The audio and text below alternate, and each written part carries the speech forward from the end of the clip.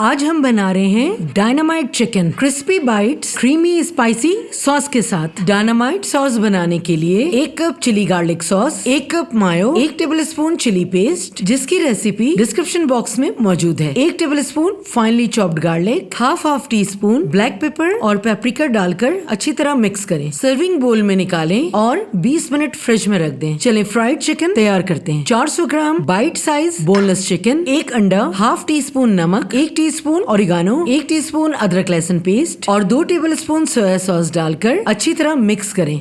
अब इसमें half cup मैदा और हाफ कप कॉर्नफ्लावर डालकर अच्छी तरह मिला लें और फौरी तौर पे गरम तेल में डीप फ्राई कर लें। हल्की आंच पे 5-5 मिनट दोनों साइड पकाएं। जब गोल्डन ब्राउन हो जाए तो पेपर टॉवल में निकाल लें। अब डायनामाइट चिकन असेंबल करते हैं। एक बोल में गर्मा गर्म क्रिस्पी चिकन के पीसेस को ट्रांसफर करें और चिल्ड डायनामाइट सॉस को ऊपर से डालें और अच्छी तरह मिक्स कर लें। सर्विंग बोल में श्रेडेड कैबेज रखें और उसके ऊपर डायनामाइट चिकन के पीसेस को रखें और फ्रेश हरे प्याज से गार्निश कर दें।